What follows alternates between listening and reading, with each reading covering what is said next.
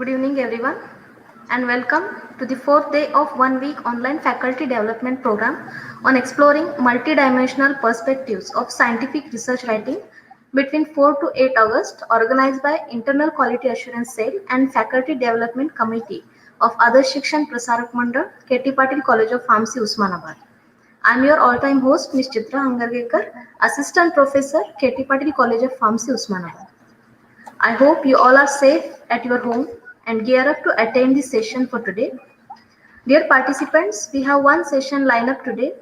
Like every day, let us begin our session for 4th day. Our resource person for today is Dr. Praveen Kumar Ingre sir, a very renowned senior lecturer and editor-in-chief, JPRCP, Wolters Kluwer, Department of Pharmacy Practice, School of Pharmacy, International Medical University, Kuala Lumpur, Malaysia, who will orient us about referencing and avoiding plagiarism in scientific writing.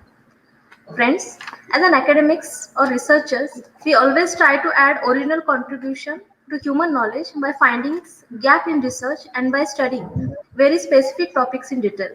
As a researchers, you are not expected to make any big discoveries. However, a level of originality is still expecting in your writing. Plagiarism is the act of wrongful appropriation or simply stealing and publishing of other authors or writers' ideas, thoughts, language, and expressions. It is also the representation of the own original work of another individual. This act is considered to be academic dishonesty and as well as a breach of journalistic ethics. Plagiarism is a major problem for research. There are, however, divergent views on how to define plagiarism and what makes plagiarism reprehensible. In this session, we explicate the concept of plagiarism and importance of referencing and citation will be discussed in relation to research. We suggest that plagiarism should be understood as someone using someone else's intellectual property, such as text, ideas, or results, thereby implying that it is their own and argue that this is an adequate and fruitful definition. We will discuss a number of circumstances that make plagiarism more or less grave and the plagiarizer more or less blameworthy. Before we begin, I would like to request Dr. Aruna Birazdar ma'am to introduce today's resource person, Dr. Praveen Kumar Ingre sir. Over to you, ma'am. Okay, thank you, Chitra. Good afternoon, all of you. Myself, Dr. Aruna Devi Shantapa Birazdar, working as a professor and HOD of Quality Assurance Department in KT Patil College of Pharmacy since last 10 years. I first, on the behalf of Adarsh Shikshan Prasarak Mandal, KT Patil College of Pharmacy, heartily welcome to all the participants as well as today's guest speaker, Dr. Praveen Kumar Ingre sir. On the occasion of the EFDP program, that is topic is the exploring multidimensional perspectives of the scientific research writing. It has been started from 4th of August and it will end at 8th August. And in previous sessions, we have already discussed about what is the research paper writing, different funding agencies, and how to write the projects to get a funding from the different agencies. What is the role of patenting in the research? Today, our speaker is going to highlight on the referencing and how to avoid the plagiarism in the scientific writing. Now, today I am here to introduce our international eminent personality, that is Dr. Praveen Kumar Vishwanath Ingre sir, who is working as a senior lecturer since 2014 in the Department of Pharmacy Practice, that is School of Pharmacy, International Medical University, Malaysia. He is also serving as editor-in-chief, that is the Journal of Pharmaceutical Research and Clinical Practice, which is published under the well-known publisher, that is the Madno publication, since 2011. He is also founder and president of the Harvard Education Society, He has the past experience in Maharashtra from 2006 to 2014. He has been worked in the R.C. Patel Institute of Pharmaceutical Education and Research, Shirpur, Maharashtra. He is also having the total teaching experience 14 years, and he is working as an editor from last 10 years. He has been published more than 50 research reviews and short communication papers in different national and international journals. He is also working as a supervisor, as a guide for UG and PG students for their dissertation. He secured a research grant of RM, that is the Regnin Malaysia, more than 1 lakh rupees for the research of UG and PG student from the university. He has also participated in the different international national webinars and focused on the different topics of clinical relevance and the patient safety. He has participated more than 35 seminar, conference, workshops, trainings at national and international level. He is also served as advisor for the 6th International Postgraduate Conference on Pharmaceutical Sciences, which has been held in 2018 in the International Medical University, Malaysia.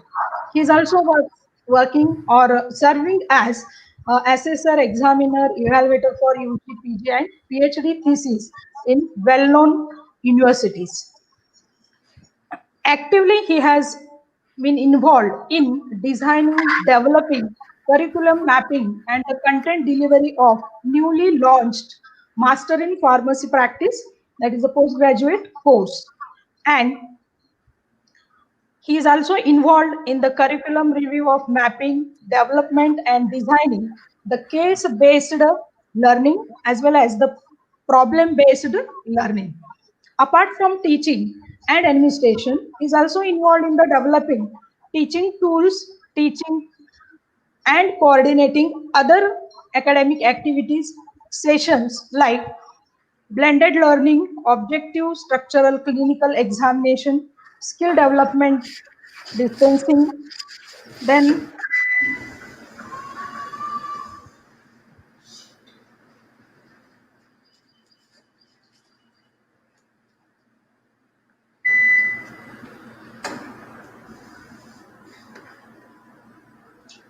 Hello, sir. Yeah, I think she lost the connection. Yes, sir. Yeah, Yes, sir. Yes, sir. no worries. Yes, sir. Shall you start for the Yes, presentation? yes, yes. Okay. Sure. Okay, thank you, Dr. Aruna Devi, and thank you, Chitra Madam, for giving my introduction. And then, with starting with this FDP, to my opinion, I know that you already conducted some lectures, sessions, right? Yes, sir. Before my session, I believe this is fourth or fifth day, right? Fourth day, I Yes. think. Yes. Yeah, so before that, you already, the audience, just I want to tell the audience and participants, they knows already the basics of research now and how to publish and what are the criteria we need for the publication, right? Okay, sir. So thank you for nice introduction. And now I will start with my session. So I'm going to share my screen. Let me know if is it visible now, right? Yes, yes. So I'm going to do in full mode, right? Okay, sir. Okay, sir. Okay, yeah. Okay. Thank So you, sir. at the outset, I would like to thanks to KT Patil College of Pharmacy Management and also Dr. Amol Joshi's team for inviting me for this FDP and sharing my views to the audience, and also to all the audience. Very good afternoon to all the audience, to all the faculty members, to all the online viewers, those are watching this session, maybe today and maybe in upcoming times. So today we have the some topic. So actually, I'm having as you know my introduction already. So I'm dealing with editor-in-chief position from last 10 years. So what I understand from these and while publishing the articles, so basically I'm sharing my knowledge here today with all of you with my all 10 years experience in the field of publication. So basically, we have today's topic is referencing and avoiding plagiarism in scientific writing. So there are many types of scientific writing actually. Okay, so today we are going to see that what are those particular scientific writing, and how as a pharmacist or is not only related with the pharmacy field, but even though I can say like it is it is applicable to all the fields, all the other programs, also all the other the faculties. Okay, so it's not only limited to the pharmaceutical education and the research, but the other the science faculty and other also they can gain some knowledge from this particular session, right? So just we'll start with this session now.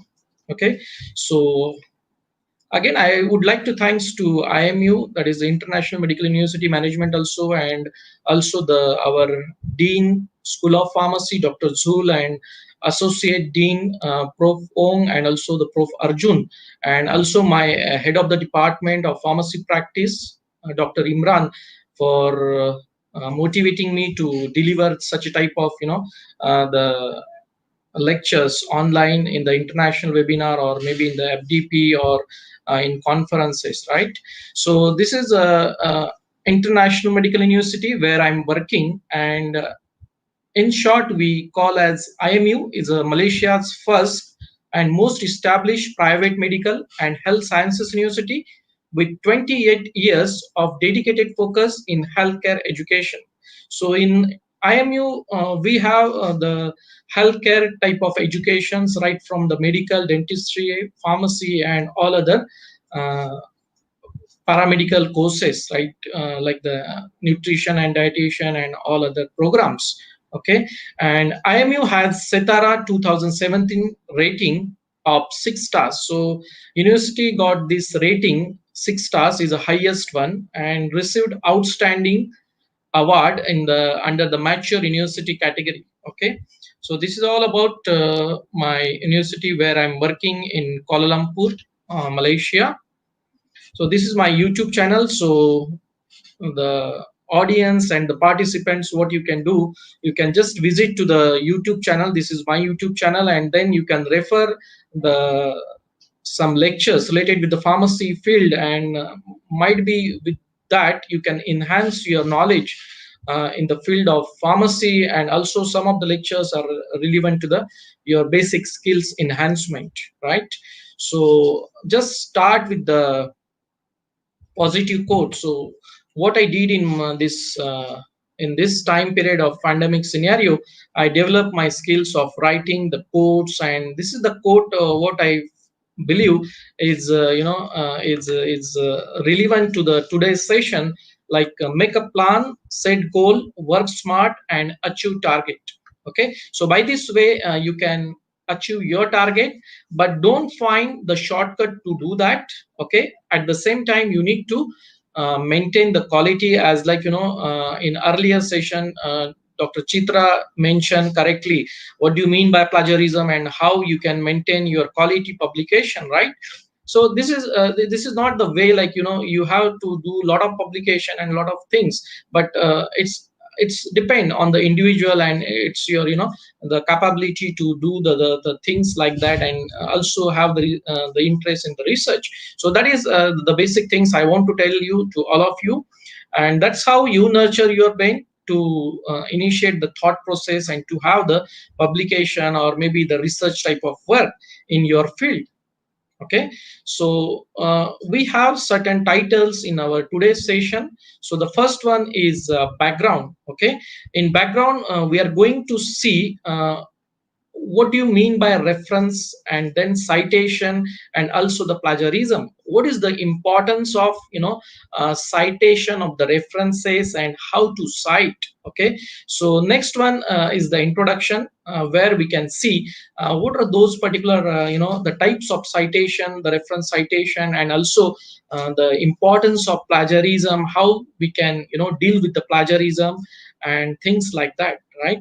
The third one is mainly focusing on the importance of citation references, along with some literature I mentioned here. So how you can cite and how you can cite the references in the text, as well as how you can have the different style of citation, and how you can use different software and tools in the in this particular plagiarism and also the citation of the references. Okay, so fourth one is mainly related with the plagiarism, like how to avoid plagiarism in scientific writing. So once you know that what are those particular scientific writing, you know the way also to deal with that, and how to be have a content that is free of plagiarism. Okay, so lastly is a message that I want to deliver to all of you as a pharmacist, as a future pharmacist, as a future researcher. And I believe that, to my opinion, this session will be helpful for you as a researcher, as also as a if you are in pursuing your phd, you're writing your thesis, you're writing your dissertation, you're writing some assignment, because especially for the student, those are in b farm or also m farm. So I believe that it will be helpful for all of you in some sort.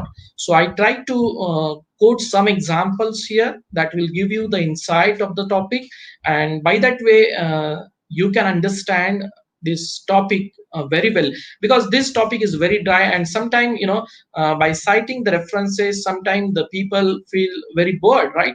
So this is the way how we tackle the things, and then we need to have the certain other options, right? In the olden era, like I remember that everyone is used to cite the references with the help of like manually, but nowadays certain softwares are available, and that's how we move forward. And then you can cite the references, and you can also check the similarity index, and also the plagiarism in the work, and that's how you improve upon your work. And then there is a chances of obviously with a great success in the research, right? So starting with the first point, background. Okay, so why I choose this topic, and why there is a necessity of to have this particular topic, the citation of the references, and also uh, the plagiarism, the checking the plagiarism, right? So still there are a lot of articles coming in the journals, and still this field is need to be grow in a in an academic integrative way. So this the particularly the enhancement of knowledge in this particular field is still required. And then as a pharmacy student, as a future researcher, you should know the role of referencing in the in the scientific writing, as well as how to you know uh, search the work that is going that is done by the earlier researcher, and also how you are going to create a work that is plagiarized free. Okay, so that is very important. So that's why this topic is selected. And what is the need of time now?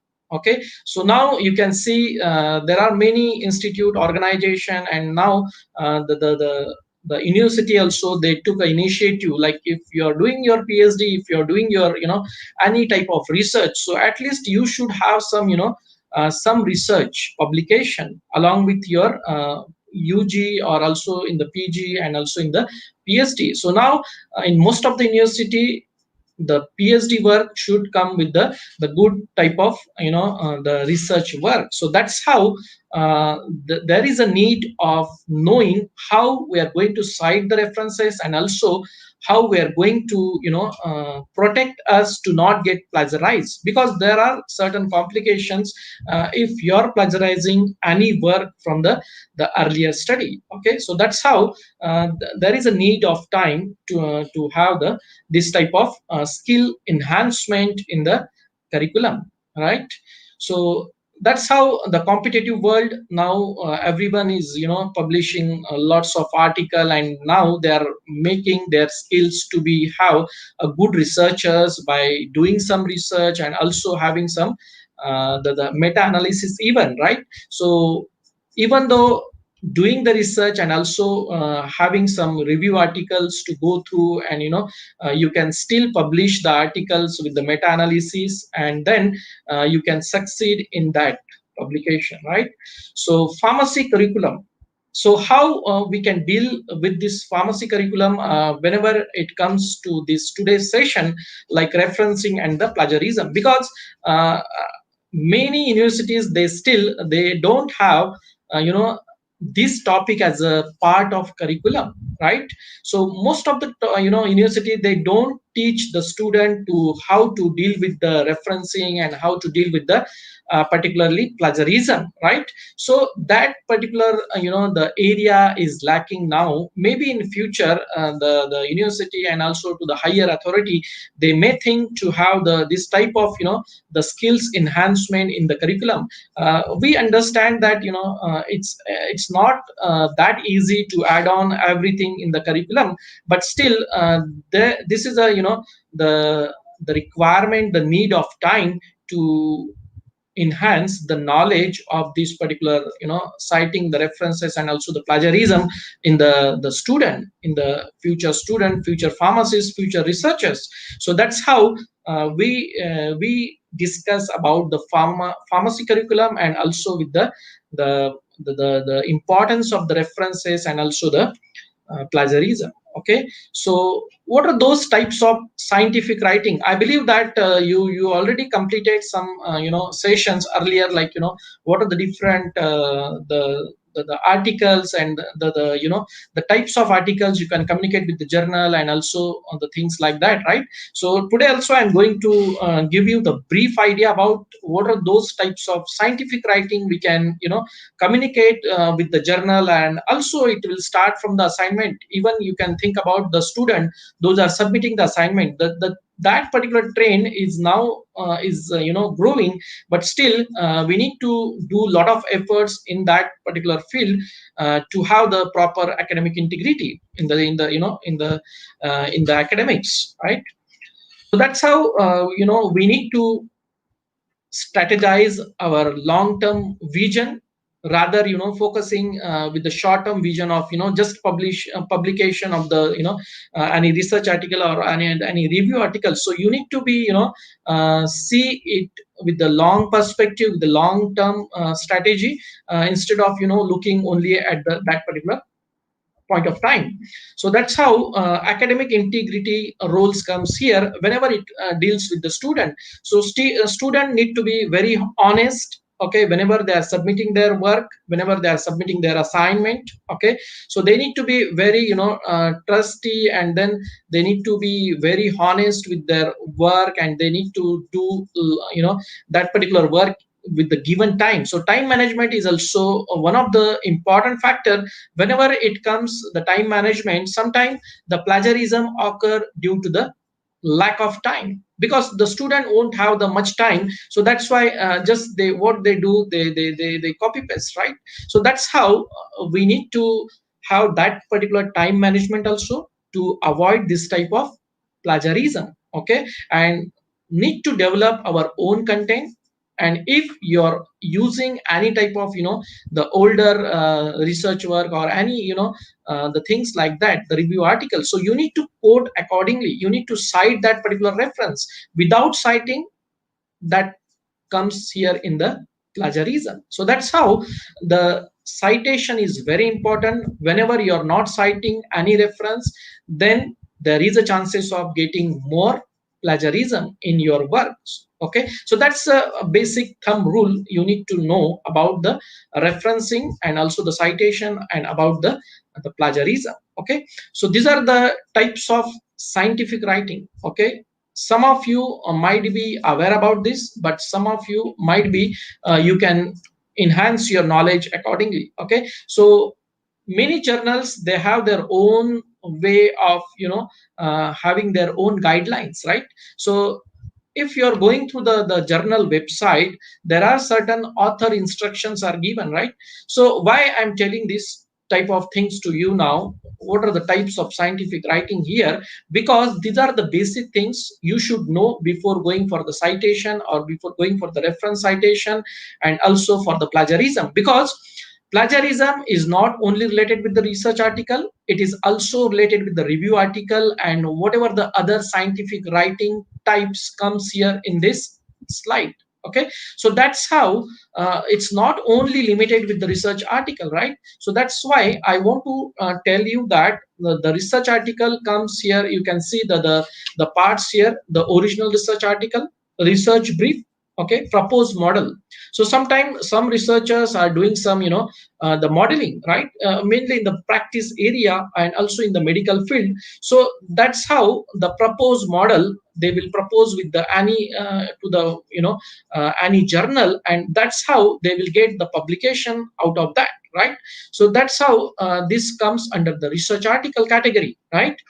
Again, a review article. Okay, so that might be the simple writing review, or might be the systematic review. Okay, it's might be the meta-analysis by using the software and using the the previous data, the olden data, okay, of other scientists, and that's how you do the systematic reviews and also the meta-analysis. So nowadays you can see the COVID-19, right? So many types of systematic reviews and meta-analysis nowadays coming with the recent updates, like which type of, say suppose for example, the case of asthma and use of corticosteroid and also the use of antiviral drugs, right?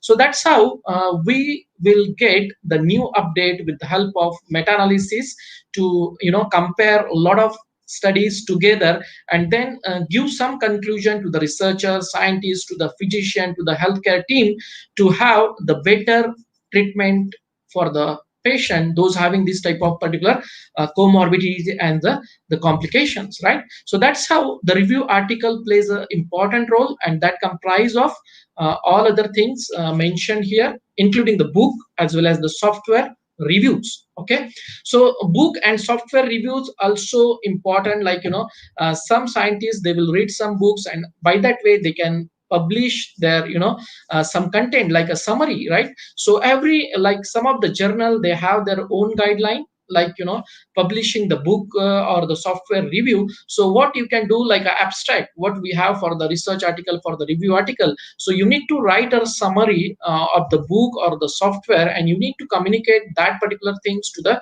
journal, and that's how it will come under the review article category.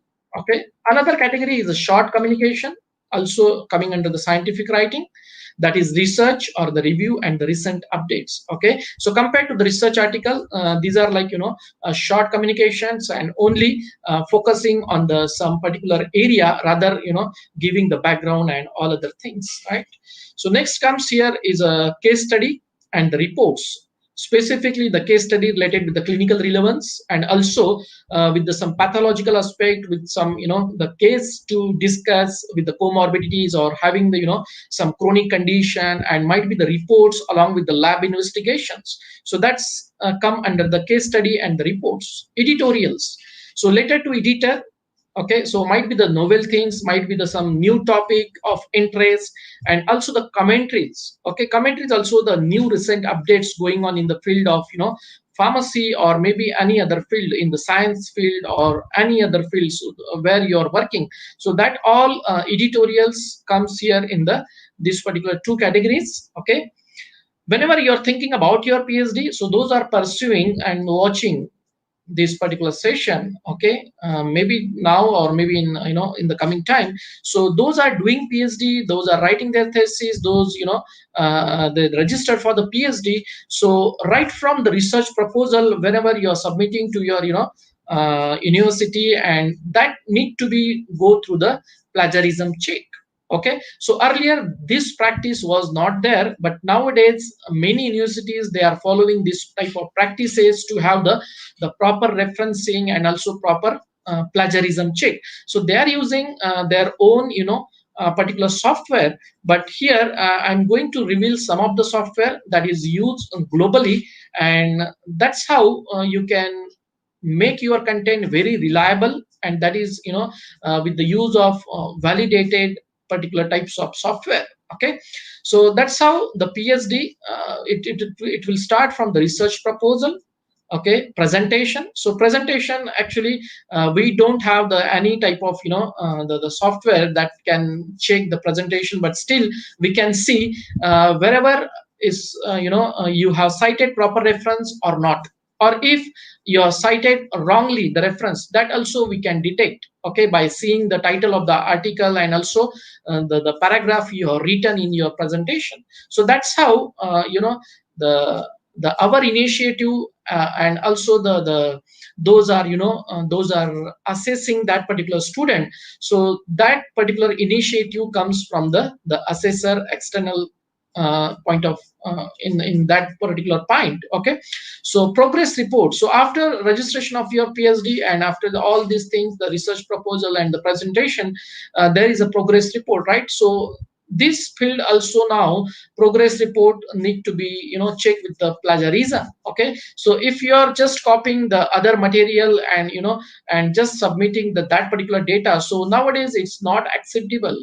Many universities they started their own initiative to have the plagiarism checker, and that's how they are improving and having the proper academic integrity, right?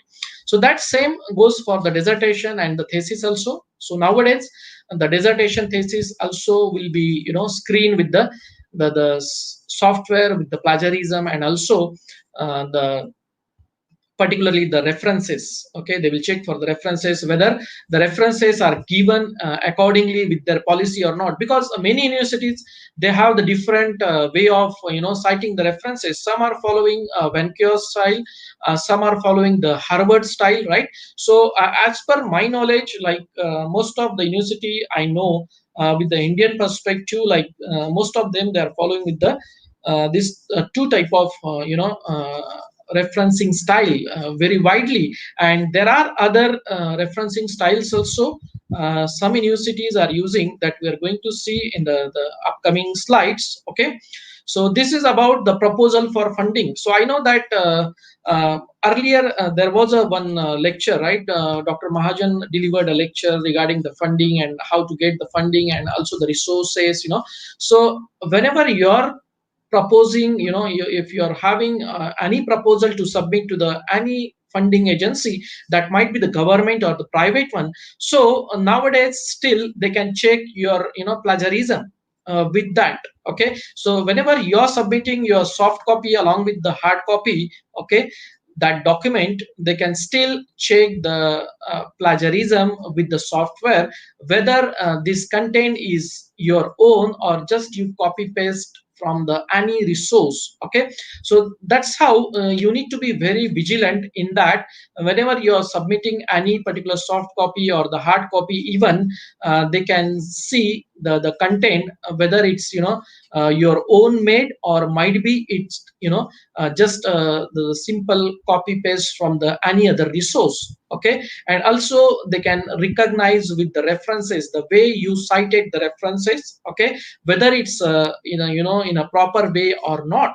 Okay, so that's how again the progress report and final report, those are submitting to the funding agency, also mainly comes under this category nowadays. Okay, earlier this practice was not there, but nowadays many universities they started doing this type of good practice of publishing, and also with the that also consider the research proposal to be submitted to the university or might be to the funding agency, right?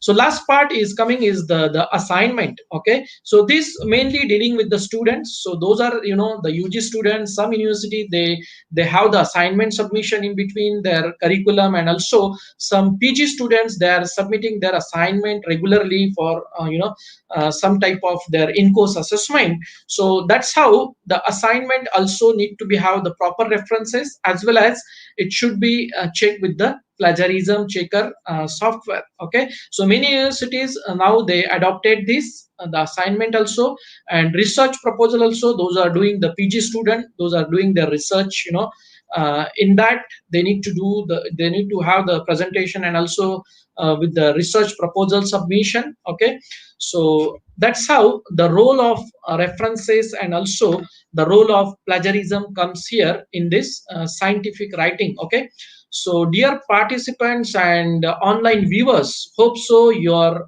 learning all these things with me. And again, these are the scientific writing, right? So might be some of you knows earlier, and might be some of you can improve your knowledge by getting these all types of subcategory, and what are the subtitles coming under these each category. Okay, so these are the scientific writing way how you can write the scientific any article, or might be the research or the review or any other the research funding process. Okay, so here you might be thinking now where to communicate your scientific work, right?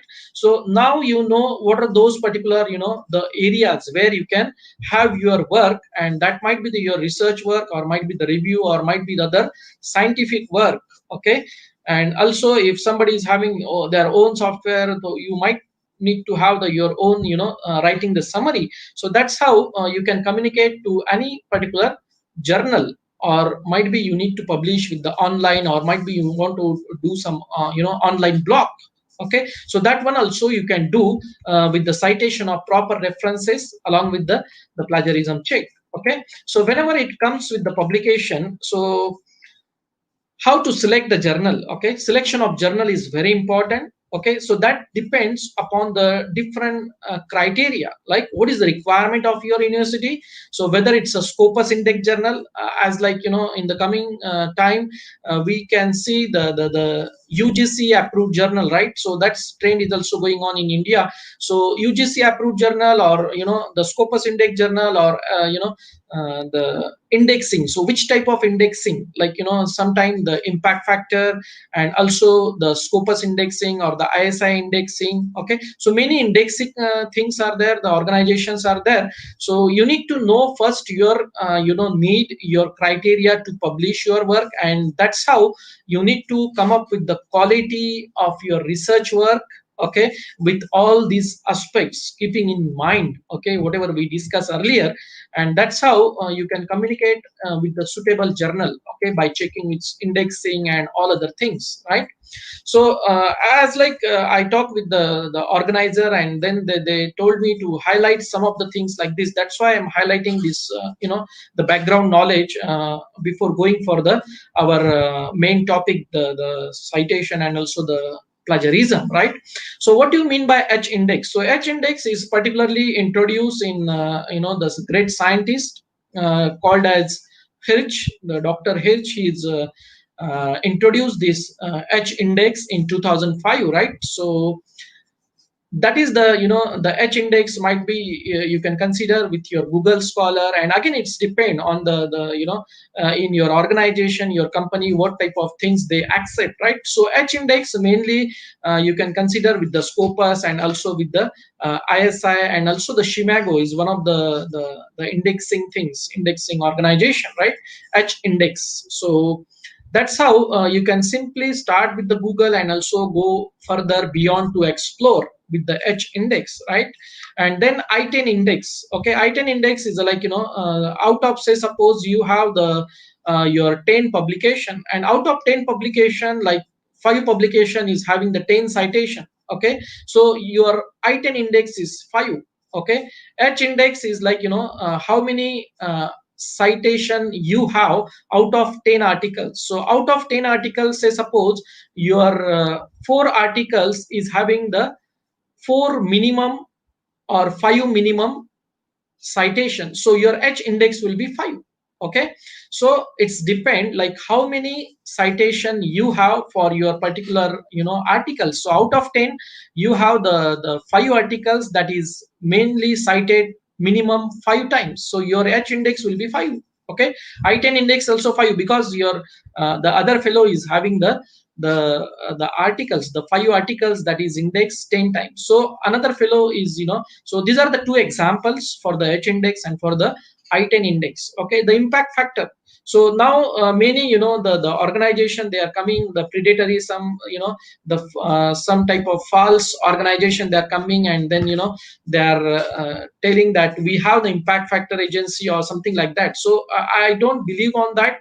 So impact factor mainly you can consider with the ISI. Okay, ISI, and also the things I will show you afterwards, how to calculate the impact factor. Mainly the organization, they are dealing with that, how they are calculating the impact factor, and how they are particularly assuring the quality of the journals. Okay, so obviously some journals, they are charging and some are free of cost. So obviously as an author you need to know the publication or the processing charges of the journals, and on that basis you are going to submit your article to that particular journal, right?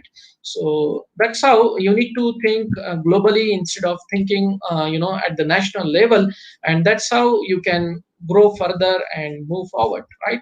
So this is the interface of Google Scholar. Okay, so here I given some interface of the indexing, and also the some system. Okay, so I acknowledge them also for using their interface. Okay, and this particular video is for only for the teaching purpose and no commercial use for this video, right?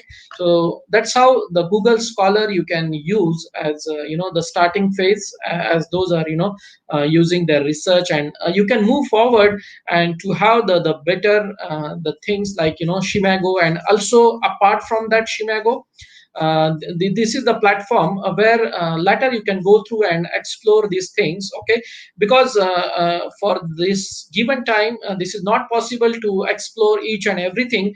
So I try to compile all the things, and then further you can go in detail afterwards. Okay, with this Shimago, so where you can search the journal, and mainly in this Shimago you can find the journal rank and also the tier. So what is the tier? Like tier 1 journal, tier 2 journal, or like it's called as a Q1, Q2, Q3, Q4. Okay, so that's how you can see what is the quality of that particular journal. Okay, by using this platform.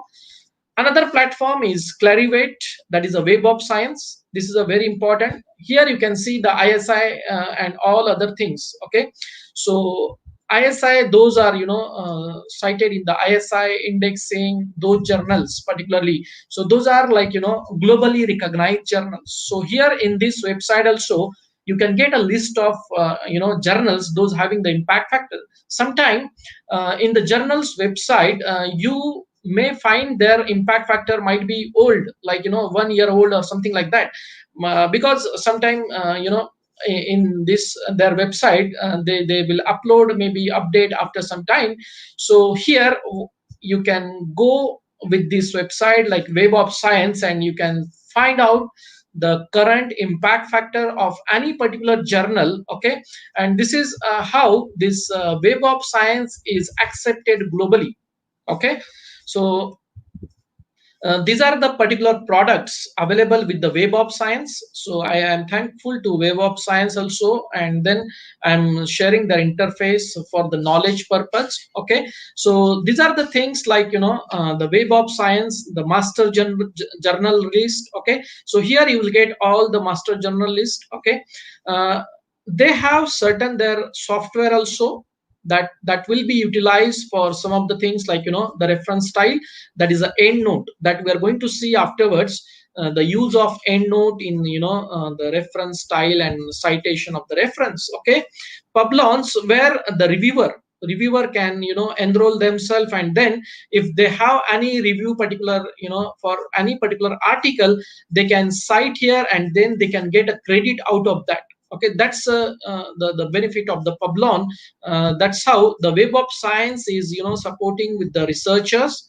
And also they have their ISI indexing also, where they are generating the journal citation report. And that's how the impact factor of particular journal, right? So with my opinion, this journal citation reports will give you the correct quality of the journals, okay, the impact in the community.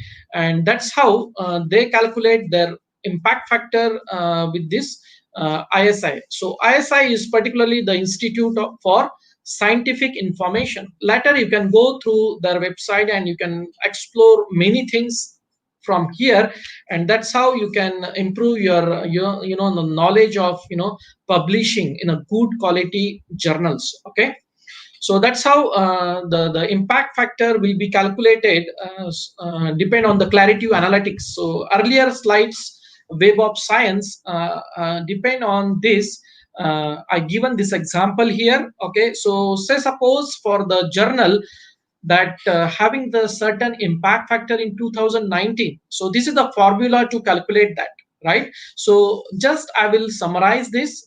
So what they consider to calculate 2019 impact factor is that they will see the citation, particularly the 2019 citation for an article those published in 2017 and 18. So previously the 2 years, they took a 2 years, and then they calculated in 2019 how the articles get cited. Okay, and then the number of articles the journal published, particularly in 2 years time period, that is 2017 and 18. So that's how B divided by C, that is the number of citation in this, in that particular year for 2017 and 18 articles, and then the number of articles the journal published in 2017 and 18. So that's how you get 2019 impact factor, that particular for that particular journal. So that's how the clarity analytics, they calculate their own way.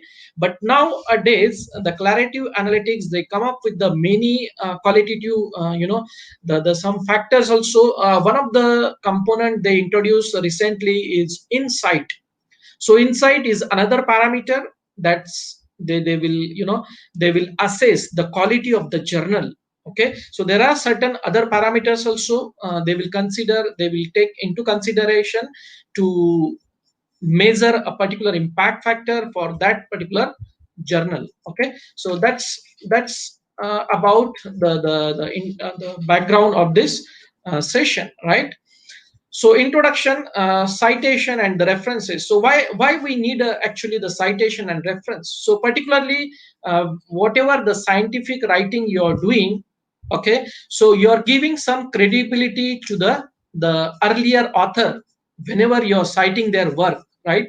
Whenever you're giving a reference of any particular, the earlier scientists, earlier researchers, so you are giving the credit to them.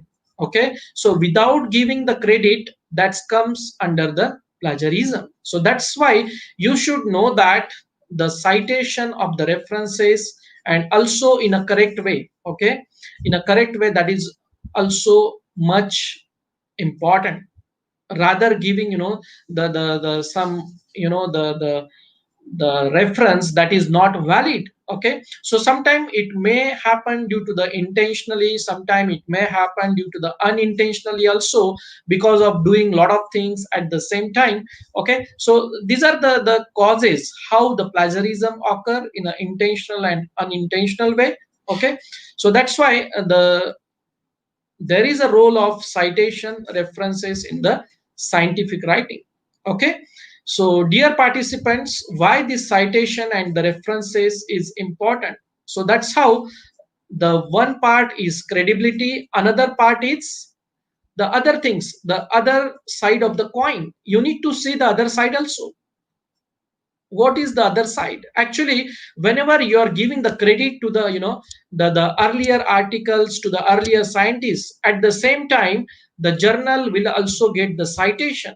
Okay, and also that people will be get recognition whenever they have the lot of citation, and also the lot of the viewers, those are watching that particular research article, and that's how they will get some credit out of that. So that's why it is important to cite and give the credit, the right credit to the right person. Okay. Sometime what happen, like you're checking the articles and you're giving the the cross references that mention in that particular parent article, but you're not maybe like unintentionally you're not citing the parent article. Those are you're referring because you're citing the references inside from that article, but the main article you're not citing sometime, or might be it's a unintentional way you're not citing that, but that's also come under the plagiarism, because there are lots of types of plagiarism. That's why you need to be very careful while citing the references, and also giving the proper credit to the proper person, proper author, proper researcher. Okay. And that's how the plagiarism roles come here. Whenever you're not citing any proper reference, you're not giving any credit to them, that's how the role of plagiarism comes here. And then there are certain types of plagiarism, because everyone is having their own thinking, and that's how they did a mistake in a past time. And there are a lot of examples also available in some of the website that I will tell you later on, in the COPE, like Committee on the Publication Ethics. So that is called as COPE. You can see a lot of examples given there related with the plagiarism, and also the types of plagiarism they done, the author already in the past some few years, right? That's why sometimes it may create complication whenever you're not citing, you're not giving the credit to the author, and that's how you may face some struggle in the life whenever you caught by doing any plagiarism. Okay. Whenever it is checked by the third party, and then you caught and having the much complication in the latter time, because in US there are laws related with that, and it's like it's offense if you're doing plagiarism. It's a offense, and it's a serious offense, even though I can say it's a serious offense if you're just copying the text of the other article and publishing as your own, right? So that's how you need to be very careful in that. Okay. And that's how this is the one of the article. So I want to tell thanks to these two authors. They publish this particular writing references and using citation management software. Okay. So they highlighted this particular two software here. One is the EndNote and another is a mainly. So these are the two most important software mainly used by most of the we can say globally, like EndNote and the mainly. So these are the two software mainly we can use for the citation of references, instead of in the olden time we're doing it manually. So here this is the article, you can go through afterwards if you are more interested to know about this. And another article is mainly focusing on the importance of proper citation of references in biomedical articles. Okay, so here this particular author given the importance why the citation should be there in the particular journals, and why that is important in article.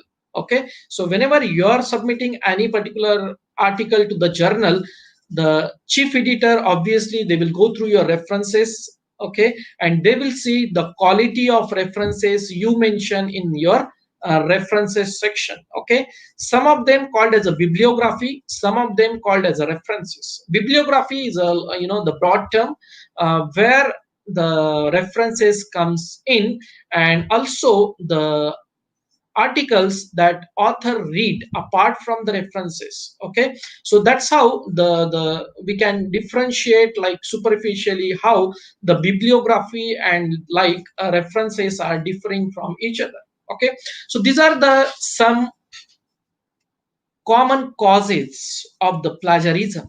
Okay, so today's session is mainly related with the avoiding, how to avoid the plagiarism. Okay, so these are the common causes of plagiarism. One is the intentional and another one is the unintentional. Some of the the components are overlapping with the intentional and unintentional one. Okay, because some are thinking that I'm not doing plagiarism. That is their own belief, their own thinking, but that is not the case, right? So you need to know first the policy and what do you mean by plagiarism, and also what are the different types of plagiarism. Even though if you don't know about the types of plagiarism and also the example of plagiarism, then you might be in the struggle sometime to have the plagiarism in your publication. Okay, so that's how intentional. Sometimes the people think that their own belief is that will not get caught. Okay, sometimes the people think that okay, I'm doing the plagiarism, but I will not get caught by anyone. Okay, because they are not using the software, so that's how they are taking advantage of it. Okay, so that's how the intentional plagiarism goes on.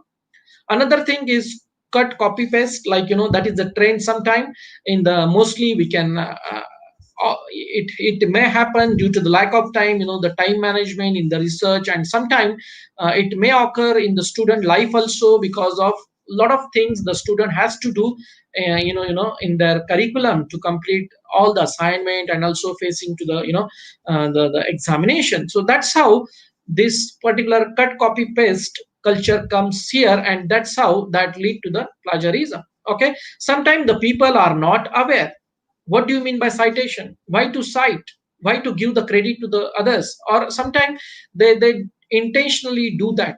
Okay, they don't want to cite that because sometimes if they cite then they may get caught, so that is their own belief. Okay, so that's how they can do the plagiarism if they are not citing, so that is their own belief. Okay, borrowing for the betterment. So sometimes the student in the there are many cases reported in the journals and also in the literature. Okay, so sometimes the student uh, giving their work, the one student giving their work to the another student, and also they are interchanging their all other assignment to get the better marks. Okay, but sometimes the some student they will get more marks because there is no plagiarism checker, right?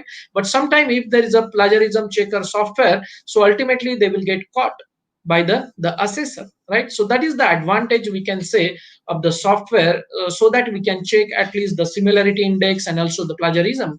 Because certain time sometime there is a also problem with the detecting the plagiarism, as like there is a content is much altered or paraphrased by the author sometime. So it's very hard sometime to even check with the software. So that is a trouble nowadays, the some software they have, and might be like in future time we can expect much more from them. So competency in writing. So sometimes the people are not more competent, not more confident to write something, so that's how they copy paste from the other articles. So these are the intentional way of doing the plagiarism.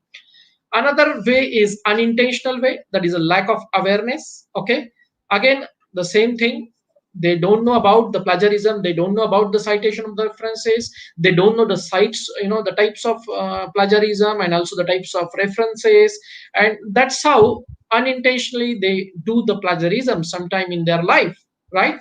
Competency in writing, that is the same point here. Okay, the overlapping here with the unintentional one. Own belief about the plagiarism, that is the same, like their own thinking, how they think about the plagiarism. But the still, if the student are in university, they should know that, and they should know the policy of the plagiarism and how to avoid plagiarism, and how we can improve writing the skills, right?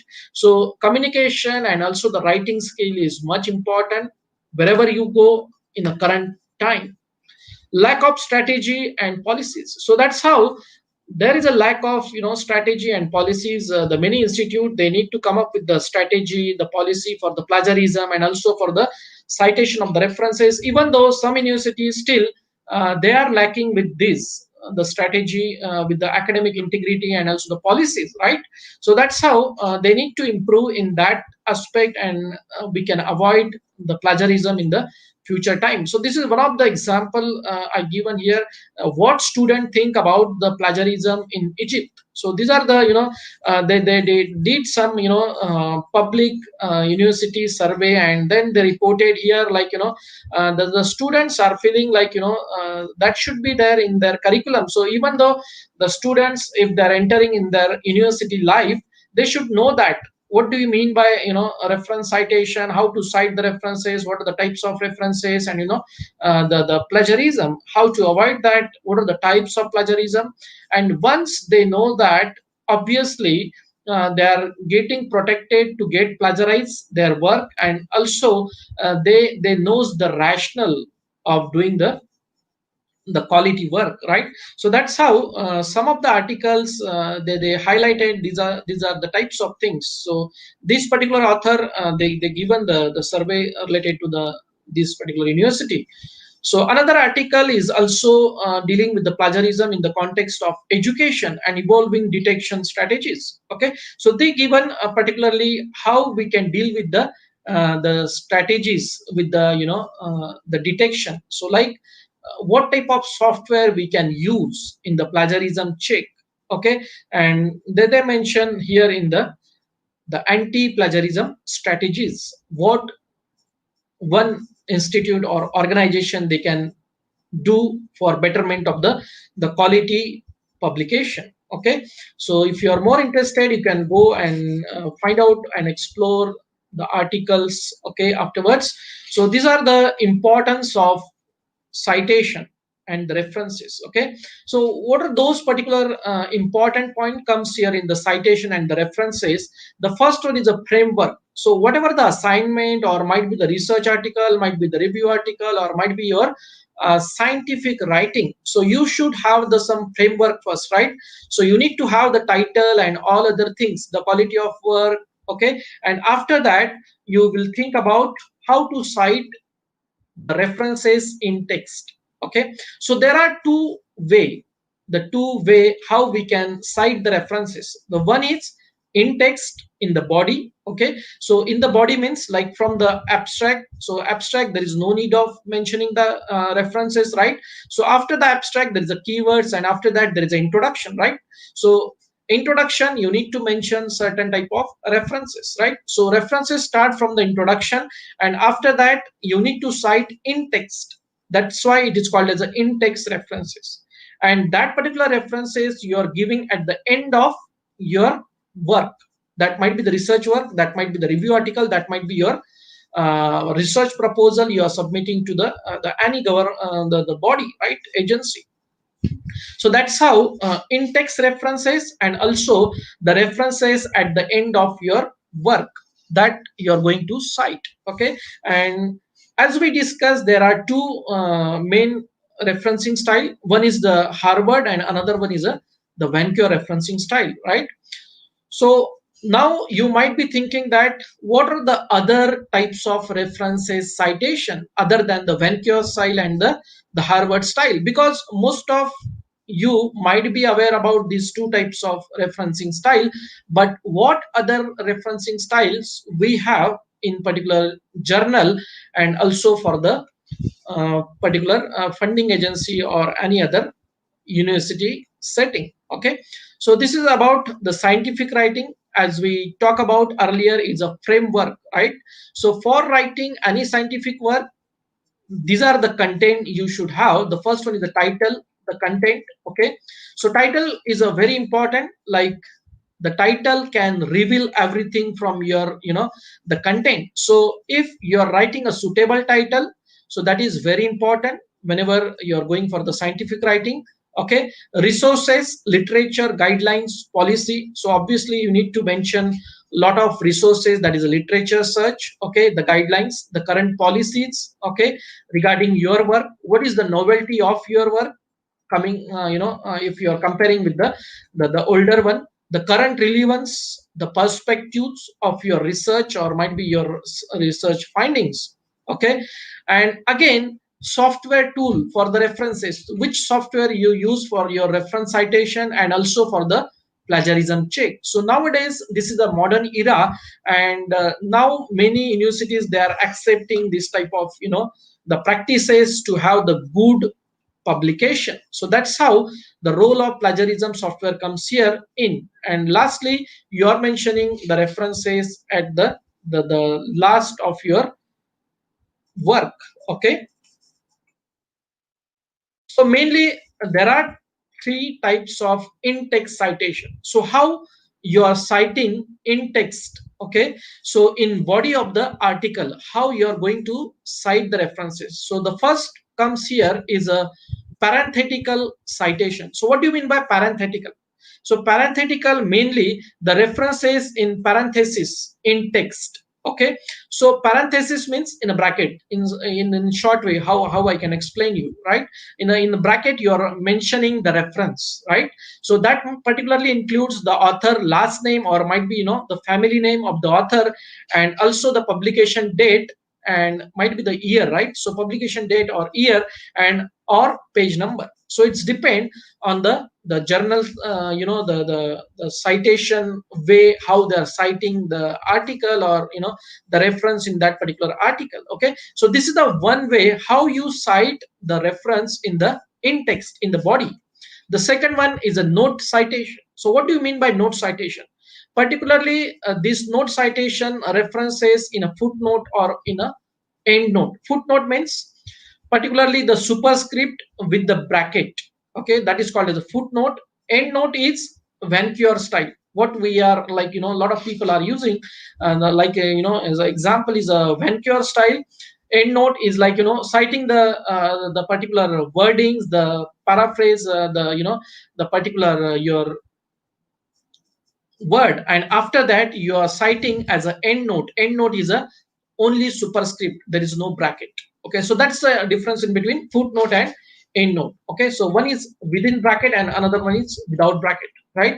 So numeric citation. So numeric citation particularly refers with the cite references in numeric index and accordingly in the reference list. Okay, so that's how you cite the references accordingly to the 1 2 3 4 like that. And then after that, in the references section, you're mentioning all these numerical references right from 1 to 10. Say suppose you have the 10 references, so 1 to 10 all you will cite accordingly in the references section. Okay, and don't forget that you're using any particular site of citation. That might be the Vancouver, sometime that might be the Harvard. Okay, it's depend on which type of reference style you're using, right? So, dear participants, like and the viewers, like now we discuss about all the references and all other types of the plagiarism basics of these type of things. So now we will discuss about the types of references citation style. Okay, so this is the first comes here is a Vancouver referencing style. Okay, so this is given particularly by International Committee of Medical Journal Editors. Okay, so ICMJE is the body that mainly introduce and closely working with the Vancouver referencing style, and mainly is utilized in the field of medicine.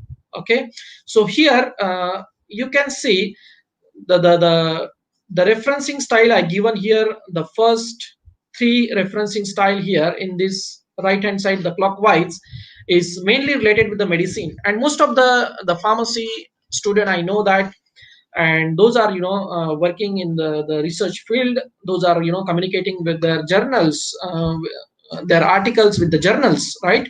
So they are mainly using the Vancouver and the Harvard style, as per my knowledge, and with the NLM, that is the National Library of Medicine. Some of you might be using that with the medicine field, right? So this is the field I given here, the medicine, and they are using the numeric like 1 2 3 4. Okay, Harvard style, mainly there is a parenthetical in bracket, author and the year. Okay, so mainly Harvard style used by the economics, those are working in economics, and those are dealing with that particular field. Again, National Library of Medicine, NLM, they are dealing with the medicine field, and also they cite their references with the numeric site. Okay, American Medical Association also dealing with the medicine field, and they also cite by the numeric like 1 2 3 4. Okay, American Chemical Society mainly dealing with the chemistry. Some of you might be aware about that. ACS, right? American Chemical Society, and they are dealing with their chemistry side, and also using the numeric way of referencing style with the author, page number, or the notes. So sometimes the particular journals and also the authority, they used to have the number, or might be they are using sometime notes, also notes. Okay, so notes means that is the easy way, like you can recognize the scientist name and also the year when they they had their earlier research, and then that's how they recognize the people, the scientists, in that way.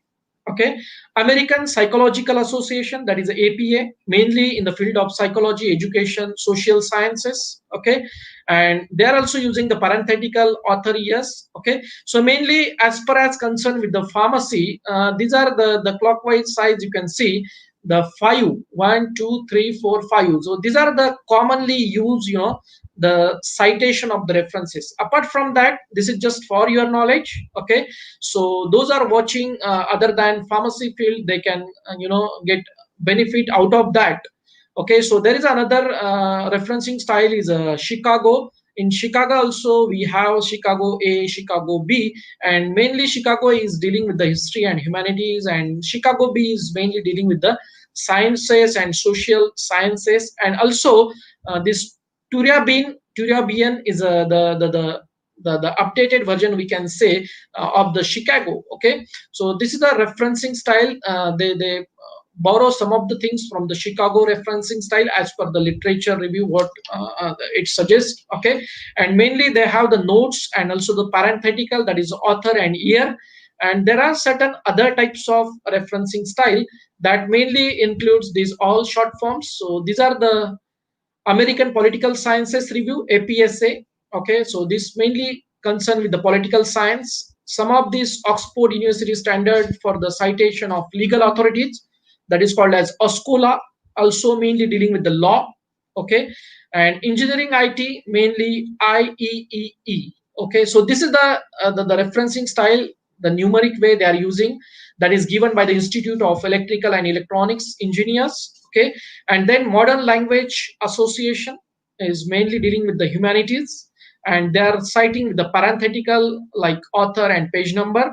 And the last one is the American Anthropological Association. Those are mainly studying with the history and the historical things like anthropology, the social studies, and mainly they are dealing with the numeric side. So these are the software tools for the references citation. Okay, so some of the software you can find and you can explore, okay, afterwards. So these are the some few softwares I given, but there are many. Actually, there are many software tools available online. Whenever you're searching with the with the proper search engine, and with the proper keywords, you can find many softwares dealing with the references citation. Okay, and these are few of them.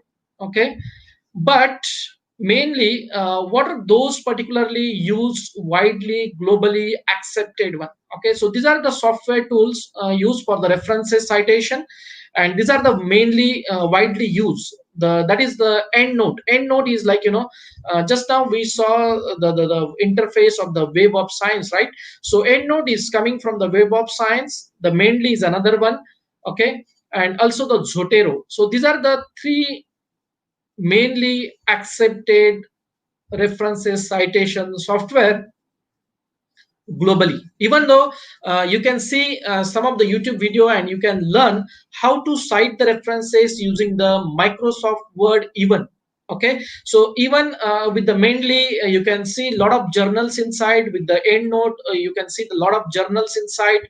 Zotero also goes something like that. Okay, so basically you can choose also what are those types of a reference style you want. So might be some journal they accept Vancouver style, some may have the Harvard style, some may follow the APA style, some may follow the NLM side, the National Library of Medicine. So it's depend, and it's your requirement, like what particular reference style you want, or might be it is suggested by your university or might be your college. So college, university, institute, organization, they have their own guidelines, they have their own policy to to have the proper reference citation.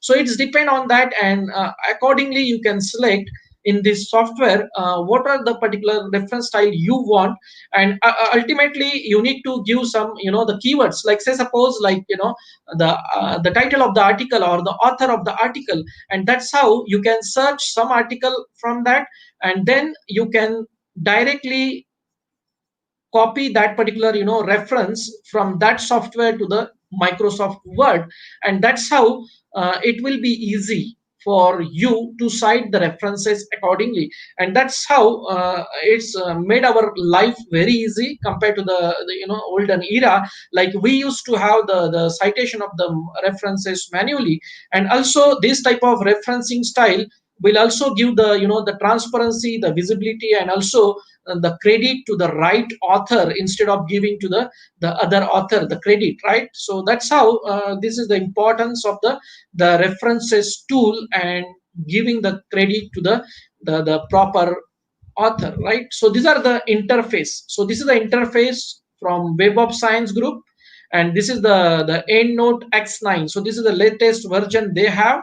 Okay, so obviously you need to buy this because this is the paid one. Okay, so earlier what I shown, that is a free one. Okay, but it's depend the quality of plagiarism you will get, or the quality of the references style you will gain. Okay, so that depends on the paid version also, because sometime after paying you will get the premium access. With the use of freely software you will get some limited access, but still for references citation, I believe that some of the free software are also as good as with the paid type of this type of software. But for the plagiarism we need to have the paid software, obviously, because it's depend on their database. So if they have the good database for the plagiarism checker, that is very good, and that's how you can have your proper work. Okay, with the quality publication. So this is another reference style that is the mainly is widely used globally. Okay, this is their interface. So later you can go and explore. Okay, so because this type of software need some extra time to learn, and then it might be possible with the workshop. Okay, and this is another one is Zotero. Okay, so this is another software you can use to cite your references accordingly, and that's how it will give some appropriateness for your research work. All right, so this is about the importance of citation and references. So now the more interesting part is how to avoid the plagiarism. So once you know what are the types of plagiarism, then only you're able to avoid that. If you don't know what are the types of plagiarism, what is the meaning of plagiarism, you are not maybe able to avoid that plagiarism. So that's how you need to know first what do you mean by plagiarism. So this is the definition given by COPE. What do you mean by COPE? So COPE is a Committee on Publication Ethics. So they also have their own website. So that's how you need to improve your knowledge of plagiarism, your knowledge of avoiding the plagiarism by going through their policy, going through their guidelines, going through the examples they have given there, and then that's how you can improve yourself to be familiarized with the current guidelines the COPE is giving, COPE, right? So this is the definition I took from their website. So this is the plagiarism definition. So how we define plagiarism? So mainly the plagiarism ranges from the unreferenced use of others published and unpublished ideas. So sometime you as an author, maybe like some author, they won't give the any reference. Okay, and that's how the published work or might be the unpublished works will go accordingly with the not citing proper reference, and that's how the role of plagiarism comes here, and that's how the plagiarism starts here. Okay, including the research grant. As I told you earlier, in the scientific writing, the research grant is also coming. Nowadays, that trend might come in the research grant also. Okay, but most of the research grant, they started this type of, the practicing plagiarism checking and everything. But still, some of the funding agency, they are still not checking the, the plagiarism in the research grant application. But now you can expect in the coming time that thing also in the research grant application. Okay, to the submission under the new authorship of a complete paper. Okay, if you are submitting any paper, or sometimes in a different language. So sometimes you are converting from English to any other language. So sometimes it is very hard to, suspect that type of plagiarism. But still, some of the author already caught by having this type of plagiarism from English to any other language. And that's how the role of, the software is important in this case.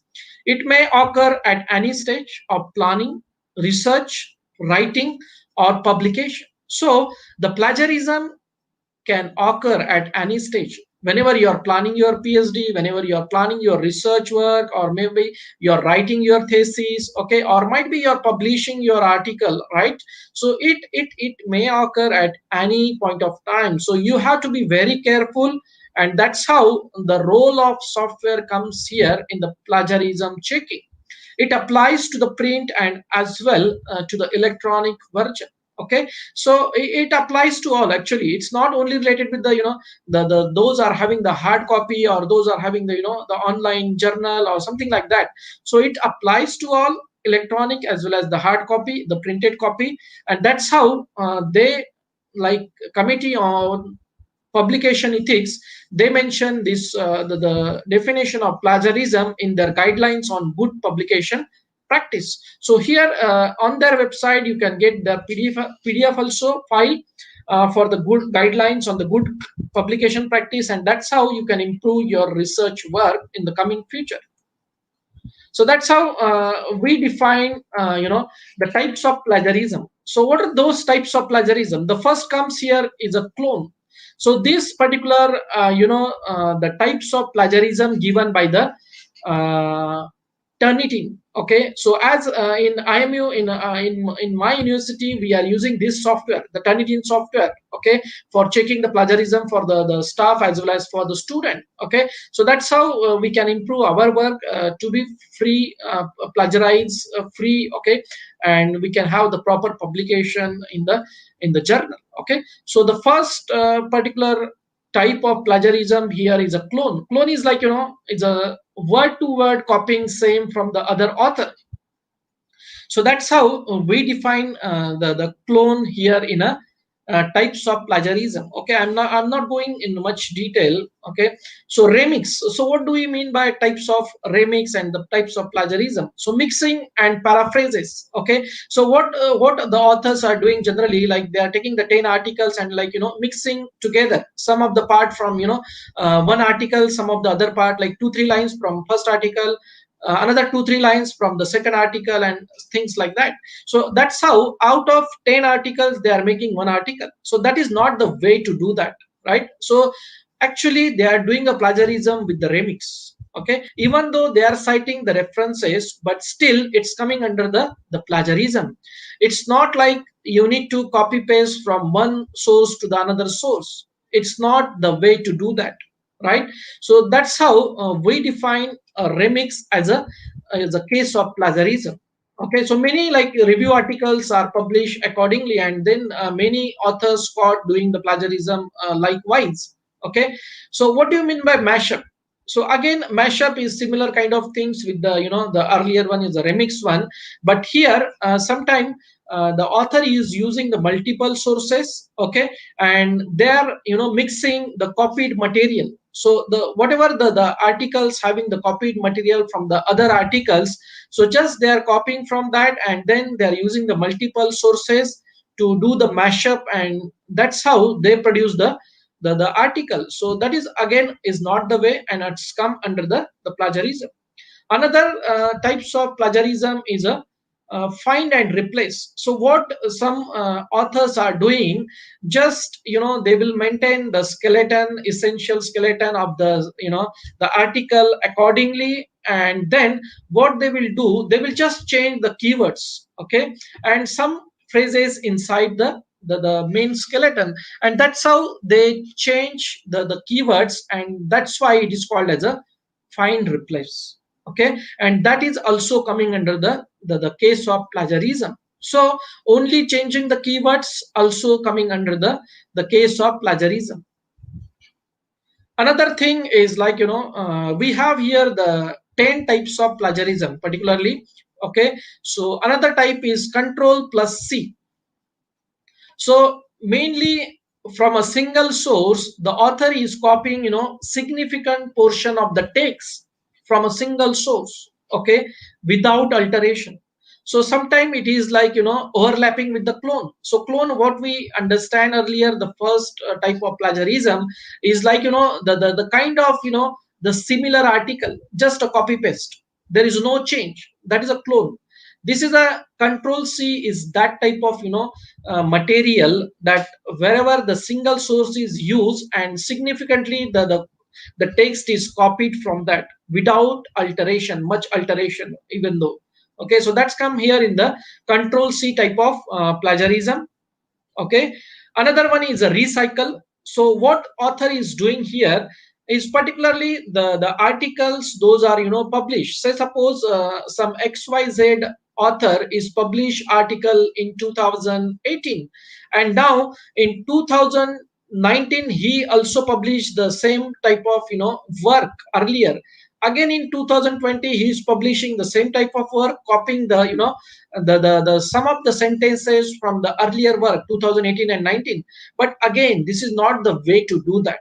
Okay, so sometime the author is borrowing liberally from the author's previous work without citation. So sometimes they won't cite because they felt like, if I'm citing, I will be get caught. Okay, but this is another type of plagiarism if you are going through the scientific journals and also with the scientific writing. Okay, but even though most of the scientific the people, the researcher, they are not aware about this types of, the plagiarism hybrid. So hybrid, like, perfectly the article is done with combining, all the multiple type of cited sources. Okay, and sometimes the copied passages are there without the citation. Okay, so sometimes this is a mixed type of things, like that's why it is called as a hybrid. Okay, so these are the, some articles are well cited, but still some articles are not cited properly, even though that comes under the plagiarism case, and that's why it is called as a hybrid plagiarism. Okay, the next class comes here is a aggregator. So what do you mean by aggregator? So aggregator is particularly the article that contains almost no original work. So there is no original work, but what author will do is have the proper citation to the proper source, to the parent source, to the basic source. But even though this, the work is not original sometime, so that's how the case of plagiarism comes here in the category of aggregator. Okay, and then the next class comes here is a retweet.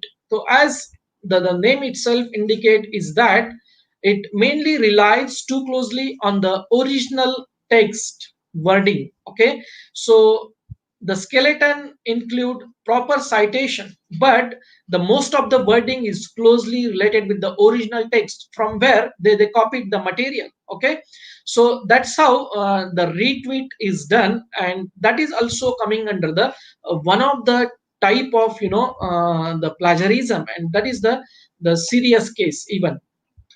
So here is a 404 error. So sometimes, even though some authors, they are very doing very cleverly, and, sometimes there are some tricks to avoid from the plagiarism, and they are doing some technical things, and that's how sometimes the software will show this type of error is called as 404 error. And even though the software is not able to able to, uh, identify the types of plagiarism, that's how they are very clever to do that. And sometimes the citation is inaccurate, okay, about the source, and includes citation to the non-existent sources. So sometimes the citation is not properly given, Okay, sometimes the author name is wrong, sometimes the page number is not there, sometimes there is a no volume issue. So this type of examples come under the 404 error. So that's how the plagiarism goes here in this case. Okay, so these are all the 10 types of different plagiarism. So now, dear participants and online viewers, so hope so you are understanding all these types of plagiarism. So you can see, you can consider now, the many things are there. You need to think very critically whenever you are writing your scientific research, whenever you are writing your thesis or dissertation. So copy paste is not only the basic things, the basic things to write your dissertation or the thesis, but the same time you need to think about a lot of things to write your scientific work. Okay, so obviously, if you want to launch your publication in a correct way, in a proper manner, if you want to submit your assignment research proposal in a proper way, in an ethical way, even though I can say in an ethical way, in a in a professional way, so what you need to consider is your content, right? So your content should be free of, obviously, with the plagiarism, and also with the proper citation, giving credit to the proper authors. Obviously the quality should be there, as like as I told you, that to improve your communication skill as well as the writing skills. And also, obviously, the references and plagiarism free content. So obviously you are using the plagiarism free content with the proper citation of the references. So if you are doing this type of all the, you're taking care of all these parameters, so obviously you will get the success in your near future with your publication. So these are the some software related with the similarity index checking and also the plagiarism check. Because why I given here the similarity index? Okay, so some software still there is a question mark on checking the plagiarism, because their database is not up to the mark. Okay, so database means what? How we are going to check the plagiarism? Okay, so database need to be very updated. Okay, whenever it comes with the free type of software or the tools, sometimes the database of their software is not up to the mark, and that's how the cases of plagiarism is not reported, or it's not identified even though. So these are the some the software, the freely available software. Okay, you can start with, you can explore with. But even though I can recommend, these are the two very very accepted type of software or the tools for the similarity index and plagiarism check globally. So these are the two, like Turnitin and also the Authenticate. Authenticate is also the product of Turnitin. So whenever you are going with the Turnitin website, this is a software for checking the plagiarism. Okay, obviously it's a paid one. Okay, so might be institute, if they have the plan to purchase that, they can contact with their website, and then they can explore that. So Turnitin and also the Authenticate, like many, the publishing house, the publication house, even though I'm dealing with the Olters Kluwer as one of the chief editor for Journal of Pharmaceutical Research and Clinical Practice. So we are using Authenticate as a software for checking the plagiarism. Okay, and many they accepted these two types of software globally, and many they are using for this. They're in university or in their institute. Okay, so these are the two or some articles I given here regarding the Turnitin. Okay, so is it a text matching or plagiarism detection tool? Still, some of the author, like these two authors, they did some survey, like Turnitin. What is the depth of checking the plagiarism? Whether it's really a plagiarism checking tool, or really it's a only the text matching tool. Okay, so still there is a the debate is going on this. So maybe in near future we can have the database that is more reliable, but nowadays till date we have these two, whatever I mentioned earlier. These are the two you can have the more reliability, and then how you can check your plagiarism. Okay, another one is plagiarism continues to affect the scholarly journals. So even though there are many reported cases, so as the article is getting published in the journals, and after that sometime the editor in chief or might be the somebody will report that this type of work is already I done, and then it's coming under the plagiarism. So that's how there is a conflict come, and that's why they need to withdraw the article, and sometime they need to disclose that particular article if that comes under the plagiarism case. Okay, so this is the article is giving about the cases. So mainly this particular editor in chief for the Journal of Korean Medical Sciences, he reported, he given some three cases like how he was dealt with that particular cases, and then later you can go if you are interested in this. Okay, so how to avoid the similarity and the plagiarism. So this is a much important factor if you want to move forward, and then you want to have the some good publication.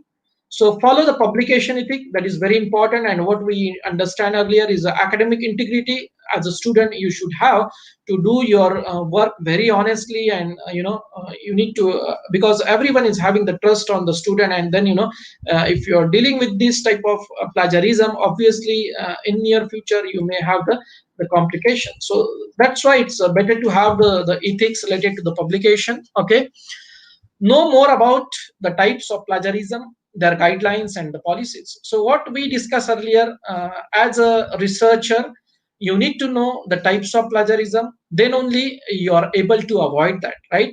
If you know the proper guidelines and also the policies. Again, the paraphrasing is the only way. So as I told you earlier, the paraphrasing is, you can avoid doing that, avoid doing that copying the same and like the copy paste type of things. But another way of writing your scientific work is the paraphrasing. So how you're going with the paraphrasing? So paraphrasing means the first one comes here is a know your research problem first. So whenever you are doing any research, you need to know your problem, research problem first. If you don't know your problem itself, then you may be in trouble afterwards, because whenever you're not able to manage your time accordingly, then that is one of the cause how it lead with the plagiarism. So that's how you need to know your problem first, the research problem, then only you can have the proper answer for that. Think innovatively. So that's why you need to be very critical in doing the research, in doing the literature search, in citing the references, and also checking the plagiarism from your work. Read and develop practice of writing. So whenever you are referring, like I given the example earlier, like some of the author what they did earlier, there is an example already mentioned in the website. You can go through in the COPE website afterwards, like and you can refer. There are many actually the reported plagiarism cases, and that's how the author did the mistakes earlier in their research. They just simply they refer the 10 articles, and out of that they publish one of the article. So that is not the way of doing the things. So you need to read the article, the basic research, you need to do that. You need to do the proper literature search, you need to go through the articles first, read that, and then try to write in your own language or type in your own language if you are not able to write it. Okay, so write down or type in the Microsoft Word, and then don't see the original article. So that's how you can avoid doing the plagiarism. So that's how you can further improve in the paraphrasing.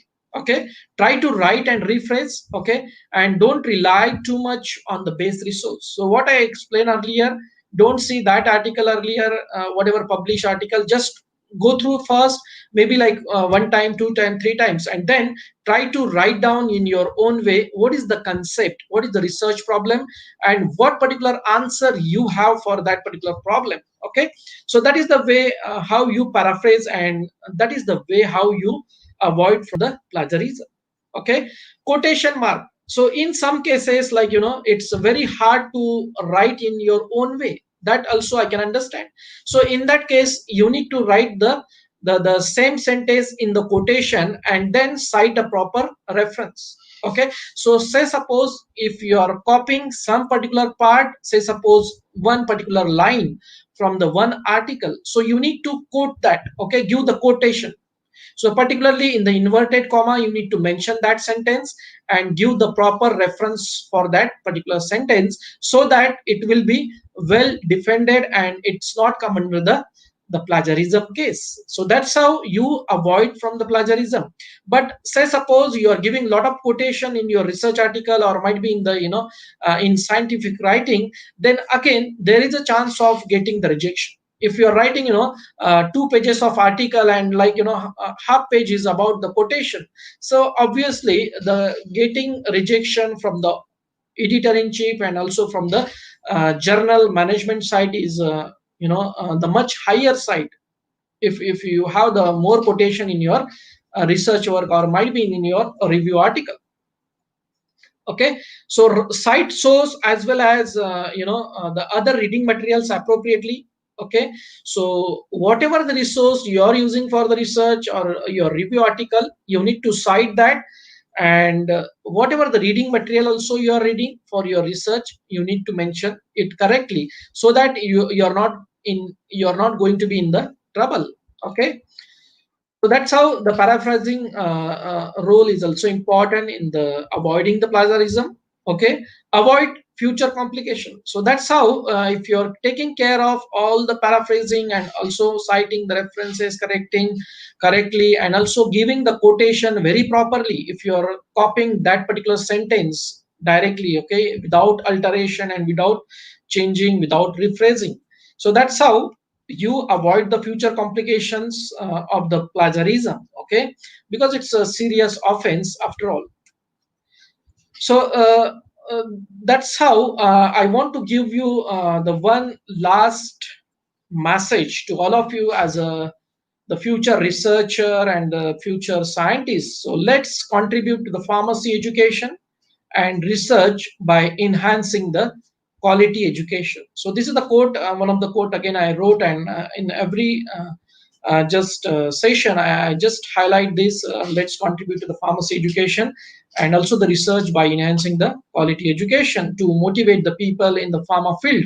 Okay, so these are the references I use for this presentation, and thank you. If you have any question, please let me know. And also I given my email address here. If you have any question afterwards, you can write email to me so that I can answer for that. Okay, so that's all. And I would like to thanks to management of International Medical University, okay, to allow me to give this lecture this lecture session for you in this FDP. Okay, and hope so, dear participants, you know about the referencing now and the citation. Okay, and also the plagiarism, the importance of that, and the rationale of doing the plagiarism, avoiding the plagiarism. Okay, so thank you so much, and please let me know if you have any question. Yes, sir. Yes, sir. Sir, as this is very curious part and as well as a very vast part of this Yeah, paper yeah. publication of any research work. So there are much more questions regarding the citation and plagiarism. So I will take first question, sir. So first question is, what percentage of plagiarism that is acceptable in any paper publication? Okay, that's a good question. And then the participants is on the track, so they asked the correct question to me. Actually, I want to tell that in my presentation, but somehow I forgot that. Okay, so actually, it's depend on the university. So suppose you are a student in university. So in my university, like we are accepting 10 to 15% is a max. It's a maximum. Some university they may ask to have the less than 10% even, because some of the journals I know they are accepting the articles that having less than of 10% even. because it's depend on the organization to organization, and also it's depend on the university. Say suppose you are submitting your PhD thesis, right? So because I don't know, the question came from the staff or something like that, so that's why I'm giving the all perspective. Okay, so Yes. actually if you are a PhD student, if you are submitting your thesis to the university, the university may have some norms, like what policy they have. So you should know that first, what policy they have, what academic integrity they have, what guidelines they have regarding the plagiarism, what software they are using. Because I told you earlier, like it's depend on the software also. Sometimes the some software are not that reliable. Sometimes if you are doing the plagiarism also, they are not able to capture that, right?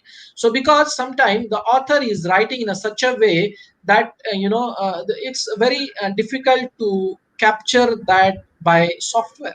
So even though that may happen sometime, right? So my answer for this is depend on your university, your organization. So some like what I can say, globally what we can say is 10 to 15% is acceptable, even though some they are maybe like accepting less than 5% even. Okay, so it's depend where you're going to submit that particular scientific writing. Okay, so you need to check with their guidelines policy, and that's how you deal with that. Yeah. Yes, yes. So next question is, while preparing our manuscript, sometimes we have to add some images, graphs, or any other figures. So, but most of them are copyrighted. So how to avoid that kind of plagiarism? Yes, that's a good question. Again, I can say, okay, so actually, say suppose like with this pandemic scenario, like we have a lot of information on World Health Organization website, WHO, right? So if you Yes. want to copy something from that, images or figure, you need to take copyright permission from them. You need to take a permission from them, because that is all material is copyright. Okay, some material is copyright free. Okay, that you can use for a learning purpose, or for your the improving purpose, but some particular things you cannot use. Okay, for even though for the learning purpose and the teaching. So it's better to take a permission from the authority. Say suppose you are using any image, so that type of plagiarism cases also happen. Okay, that's why I given in my presentation the definition of plagiarism, right? And also I told you to refer the COPE website, that is Committee on Publication Ethics. Okay, so there you can find the example of cases that already reported, and how they deal with the plagiarism. So whenever you are copying something from image, figure, this is one of the case given there on their website. Okay, so what question you asked me just now, that already case reported, because this is a common practice some authors are doing, and without taking permission, right? So that is that is not the way to do that. So it's better to take a permission. So from their website you will get their details, the contact details, the contact information. So you just drop their email, or you can get some the permission from them if you want to publish that particular figure in your research article, in your review article. Okay, so that is the way you do it ethically and professionally. Yeah. Yes, yes, yes. Next question is, in any research or review paper, how much credit goes to the co-author according to the consideration of paper publication? Okay, it's again depend on your organization. Okay, so this is like it's like UGC is having the API, right? Academic Performance Indicator, right? So Yes, their norms are different, right? So I'm working in Malaysia, our norms are different. So it's yes, depend on the organization where you are working. Say suppose the co-authors are from the same institute, so there will be some policy. If you are working in the same institute, so there should be some policy, right? If you are yes, working in some university, there should be some policy. So actually sometime it's depend on the organization. I cannot tell you exact what contribution, like the co-author will get and the author will get, because it may vary. So that's why there is no proper answer for this, right? So it's depend wholly upon where you are working, and how you are giving credit to the corresponding author, to the first author, to the second author, to the third author. And if say suppose like the five authors are there in one paper, in one article. Okay, so out of five authors, only one the person is from the one organization, another person from all other organizations. Say suppose A, B, C, D, E, all are from the different organization. So that's how the contribution goes in different way. The contribution goes in different way. Okay, so it's totally depend upon the organization where you are working. So before publication you should know that the policy guidelines. Okay, so if I'm a corresponding author, how much credit I will get, if I'm a the first author, if I'm a third author, if I'm a last author. So what type of credit I will get out of that, and what is my contribution in writing the research article, in writing the review article. Because contribution is also matters, right? Because there are many components in the research, like design and writing and checking and taking a review of the articles, and a lot of things are there, checking the grammars and so many things. So it's depend on the the particularly the organization, how they are giving the particular contribution to the each author. Okay. Yes. Yeah. Yes. So next question is, can we analyze the quality of any journal by the fees they are offering for the payment? Sorry, can you repeat? Can we analyze the quality of any journal by the fees they are offering for the payment? There are much more paid journals are there also. Yes, yes. Cannot. You cannot. It's not like that. So what I explained to you earlier, like you can go through the web of science, because there are many predatory things are there. Those are giving the impact factor. So we have the impact factor, so and like that, like that. Okay. So to my opinion, don't believe on that. So what is globally accepted is a web of science and ISI and then JCR, right? General the citation report, right? So you will get all the information there. What is the quality of journal, what is the impact factor of the journal. Okay. So we can't really we can't really correlate it with the paid journal with the quality and something like that. Because some organization, they are totally depend upon the fees they are charging for the publication, because they won't have any other resource to get the the funding. So that's how they charge to the author, right? So they Yes. need to fulfill their all employment on all other things. So that's why they charge. And might be those journals sometimes may not have the impact factor even. Some journals are get funded by the organization, some government body, some private body, and that's how they maintain their all the charges, and that's why they won't charge to the author. Okay, Yes. so that's why Yes. there is a difference in between the the char those journals are charging and those are not charging. But we can't really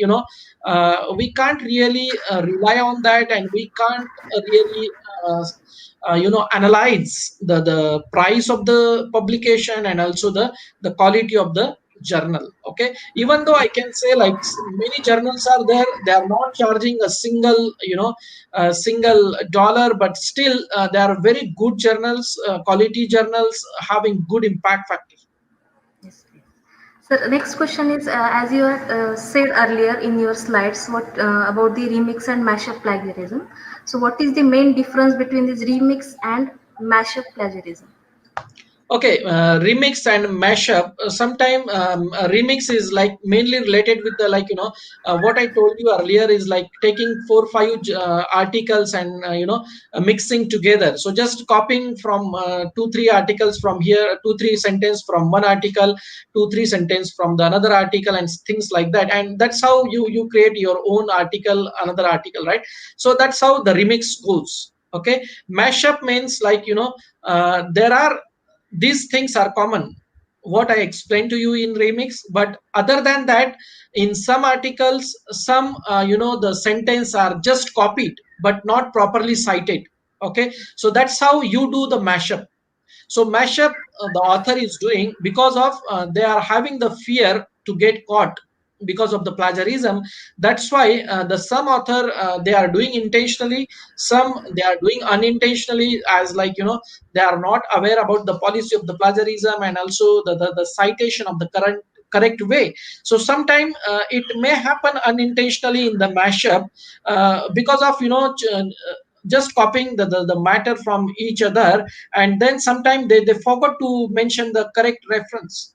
Sometime they give the wrong reference even. Okay, so that's how I mentioned the wrong volume, wrong issue. It's not there, but they given like unintentionally. It may happen sometime. So that's how the remix is goes like that, and then mashup will go accordingly with the remix, and some of the content is not properly cited. Just they will copy paste some of the sentence from the previous article without citation even. Okay, so these are the examples comes here in the mashup type of plagiarism. Yes. So next question is it safe to use free software for the referencing citation or plagiarism? Is it safe? Okay, safe in what aspect? Actually, using the free software for the referencing style, so there is not much problem with the free referencing style if you don't want to purchase any other the paid one. But in plagiarism, as I told you, even for the referencing, I just want to add on there. Referencing, even though you can see some the videos, you just add on the some keywords in the YouTube, and then you can see some videos are there, like how they are using the Microsoft Word to align their references with the others free software. Okay, so free software are also sometime I believe one of the this reference free reference style site for me or cite this for me. Okay, so cite for me or cite this for me, this is a website where you can find a lot of journals along with also the referencing style. Okay, and that's how you can use freely. But for the plagiarism, okay, mainly I given the two software like the mainly and the authentic. So these are the very globally used software, and particularly this particular software having the much more database compared to the all other software. So again, because of the time constraint, I have not given the example of research article already done with this analysis, like how different plagiarism software are performing. So one of the author, what the author did, the author communicate one particular article with the different types of software, plagiarism software. So intentionally, the author is given 100% plagiarized content. But what the author got after all the similarity index and the plagiarism report, some software are able to detect only the 50%, some are like 80%, some are like 14%, or some even they are reporting it very lessly. So it's depend what type of database the free software is having. So for the plagiarism checking, some software still they are not the validate accordingly, they are not much reliable to use. So sometimes you won't get the plagiarized sentence in that in the free software. So it's always better to use the paid services for this type of plagiarism, because plagiarism is very serious things. So it's better not to take a risk. What that is my opinion. Yeah. Yes, yes. Sir, there are more questions about this, but I will take last question due to time constraint. Yeah. Last question is, there are so many Scopus Index journal, as you said, but what is the way to choose the right Scopus journal? Is it depend upon the article we are writing, or is it there are any criteria for to choose the Scopus Index journal? Okay, what you can do, there are many Scopus Index journal. You can get, even though the list of journals, those are indexed by Scopus. So Shimago, what I told you earlier, the I shown the interface, right, with the Shimago. So the Shimago, the basic criteria is that they will take all the journals, those are Scopus Index. Okay, so you can search in their window also, in the Shimago window, that they are following the Scopus Index journals. Okay, so that's how you can uh, check their tier, the tier 1 journal, tier 2, or Q1, Q2, Q3, Q4. So that's how the ranking is given, Q1 to Q4. Okay, again, another question, answering to your question is that, okay, if your if your article is related with the pharmacy, okay, in pharmacy, if it is related with the pharmaceutics, so that type of journals, you just focus that type of journals. Say suppose you are doing your literature review, right? So in another way, how you can deal with that, uh, at the time of doing the literature review, you may find some suitable journals where you can communicate your article in coming time, right? So that is the another way how you can think. Okay, so one way is thinking like, you can communicate your journal, your sorry article, in the journal that particularly focuses your research area. Another way is, you can see your literature review, and you can see the journal, that particular type of work is published in that journal. So that's how you can analyze in a different way. Okay, and again, it's depend, like, the Scopus Index, you want to communicate your article with the Scopus Index journals, or to the impact factor, or so on. Okay, so Yes. again, obviously it's depend on the quality of the work you're giving to that particular journal, and also it's a decision of the chief editor, and also the reviewer comments, right? So the expertise comments matter in that case, and the probability of getting acceptance also varies. If you are not communicating with the proper journals, if your research area is different, and you're communicating journal, your article with the different journal, so obviously at the first instance, they will get rejected, because their area of interest is not the same, right?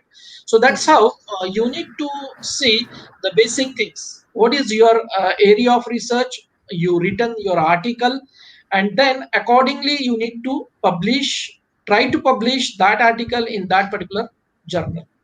Okay, Okay. sir. Okay, sir.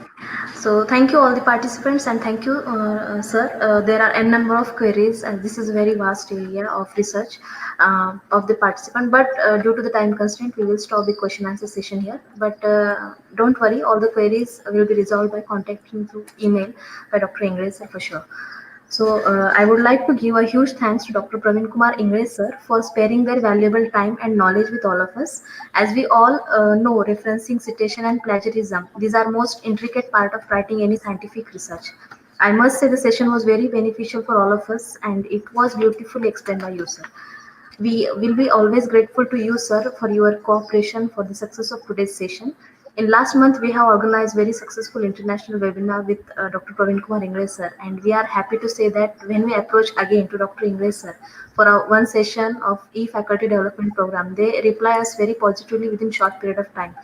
And I must say, sir, the kind cooperation of the resource person like you made our program successful. Thank you very much, sir. Thank you so much, and thank you to Dr. Amol Joshi again, and to all the team members, Dr. Chitra, okay, and also to the online viewers and the participants. Thank you so much. Okay, Yes, sir. Yes, sir. and yeah, Yeah, thank thank you. you, sir. Yeah, thank you. So, thank you, participants. Tomorrow is the last day of our e-faculty development program. We have our fifth day session on selection of drug to develop formulation research for PG and PhD scholar by Dr. C. Bothiraja from Bharati Vidyapit, Pune College of Pharmacy. Also, we have our valedictory session. So, please be online at sharp 11 a.m. and join our session. So, stay tuned. Thank you. Thank you very much.